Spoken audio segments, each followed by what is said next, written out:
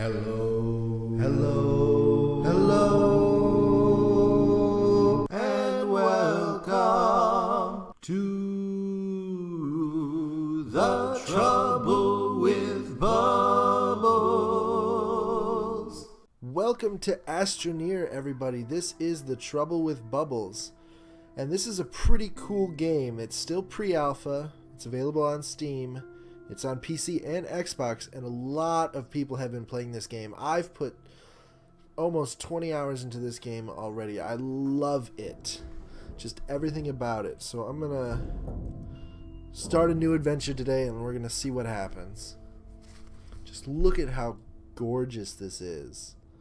Look, there's a little planet. And the sun and the planet we're going to. Oh, yes. Whoa, through the clouds. What's that over there? Alright, so if you don't know anything about Astroneer, it's a survival game. It's what No Man's Sky was supposed to be. Oh, compound. It's, you build your own base, you explore different planets, you're able to go anywhere, everything is destructible. Oh no, I'm out of power. It's just an altogether better game than No Man's Sky ever really could have been. Or, I mean, I guess No Man's Sky could have been good, but it's way better than anything No Man's Sky tried to be. Get a solar panel to generate power. In your backpack, you're able to use different elements to build different items. And as you research stuff, more items become available. So I'm going to start with a solar panel for my power and some tethers so that I can explore without suffocating. Now, a lot of people use other methods, but I personally like to tether just about everywhere I go, just because, one, it's a guarantee that I'm going to find my way back, and two, I always have a steady stream of oxygen and I'm not going to die somewhere out in the middle of the planet. Oh, there's a hole right there. So controls are pretty weird in this game because you use your right mouse button to control the camera. So, with nothing clicked, you have a completely independent cursor. You can click all over. But once you hold down the right button, you start to look around. And you've got this pretty tool right here. It's called your terrain tool, and you've got suck, you've got blow, and you've got flatten. I haven't really figured out the flatten tool all that well yet. It just kind of makes it worse, but supposedly you can make nice flat terrain. I've seen it in other YouTubers' videos. Oh, there's lots of elements. So the main core elements that you want to use are, or that you need to use in everything, are compound and resin. And there's some resin over by my landing pod. I'll show that to you in just a minute. This is some sort of landing thing that when you get near it pops open. Oh, where'd it go? Ah! And contains different elements that you might need to use. So we got copper, which is good for building things. It's will help you build a generator which runs on organic material, which is all these plants outside. And we got hydrazine, which is fuel for our spaceship. So you can build a spaceship and leave this planet. Alright, let's get some more compound. And we'll take this back and drop it off at our little landing pod. And then we'll grab some resin and really start to expand our little habitat and turn it into something that is livable. Oh, that's going to be a trouble. Alright, I'm going to do this. I'm going to fill in this little hole just so I don't accidentally run through it and fall to my death.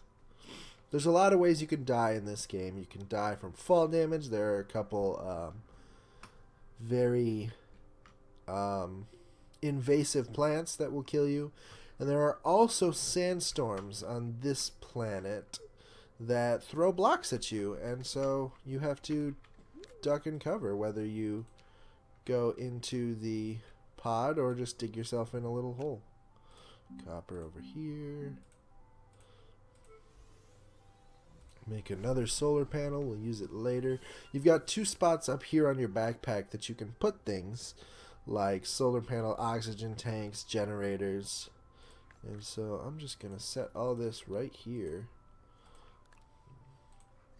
Resin is the material that you use to actually build your habitat and your settlement. So here we've got some resin. Let's grab a handful of that. The sun's going down though, so I'm not going to be able to draw power from it. That's why a wind vane is also a good idea, but it doesn't seem to be too windy, and you need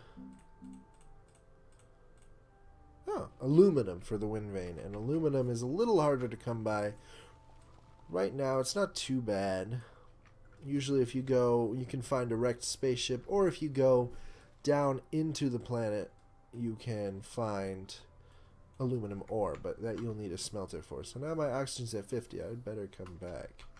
So what way do we want to expand our base? We've got some holes over here from the compound, but this is the flattest area. I think instead of just having one straight off chunk, we'll do 2 and we'll loop them back together. So we'll start with this. And we'll build one of these. Alright. So I'm going to build framework first because there's so much resin around that I can just spend my time harvesting the resin and setting up these snaky platforms, and then I will end up building platforms off of them. Alright, let's go get the rest of the resin that's in this hole. Now that our power is back up too. And I like to fill in the holes I make, especially if they're near camp, because I don't want to deal with ugly terrain or falling in and dying. So, oh, that sound, I don't know if you can hear that sound, but it's such a sad sound. It's a sound that tells me that my battery in my backpack is down. Let's go this way. Alright. See if there's any more to be had from this deposit. It doesn't look like it.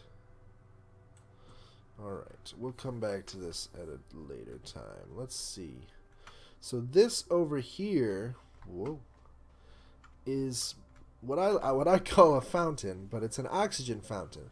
So you can pull just plain oxygen out of it, and if you run out, as your tank decreases, it will automatically refill, or rather this oxygen will slowly disappear as I lose oxygen.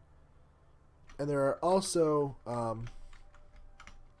power stations like that around where, and these refill over time, so you can reuse them. So it's great to have one near your base. But there are power ones that are similar, and there are compound ones, and then there is just like this right here, just power stuck to a wall or oxygen stuck to a wall. And so it comes in handy when you're in a pinch and the sun's down or you don't have good access to power. Ooh, look up on that mountain. We've got resin up there, and compound up here and resin over here. Maybe in the next video we'll trek all the way up to the top of the mountain and see how that goes. Alright, let's head into our little gully and get some more resin for our beautiful habitat. So the first couple things you need to make to really utilize your campsite, your habitat, are a research station and then some form of power. And the best way to get power is either to craft a bunch of small solar panels or to get a printer and use that to craft larger solar panels and larger wind vanes. Alright, let's build our research platform right here. So we'll put our research platform right there. So our options right now, before we have researched anything, are printer, research, smelter, vehicle bay, and that's it. So we want a research station. So we're going to take this compound, put it back in our backpack, and we're going to put it on this platform and build ourselves a research station. And no power. So while the sun's up and while we're close to camp, we'll just take these solar panels off our backpack and put them on the research station. Now, why would we need to power this up if we don't have any research? Well, these trees have research at the top of them, so all we have to do is run over here, chop one down, and bring the research back. Ooh, organic compound. Organic is by far the easiest to find because all you have to do is tear apart. Oh, there's a cave under there. But now we've got our research low enough that we can pop it off the tree and take it on over to our research station. Alright, and I'm not 100% sure on this. My friends have speculations into how this works, but they say that the first one that you get of a type, because there's all sorts of different looking ones, will give you an actual research item, whereas the rest will just give you a random element. So let's see what happens. See if we get an element or a research. So we got a research, and it's going to research one new technology for us. We got filters, which are in the backpack. They can be made of compound, and they will create a small amount of oxygen over time. So let's go grab, first of all, let's see if we can sink this this little tree any further down into the ground. Try to get this unsightly tree out of our way. Oh, I guess there isn't a cave under there. But now we'll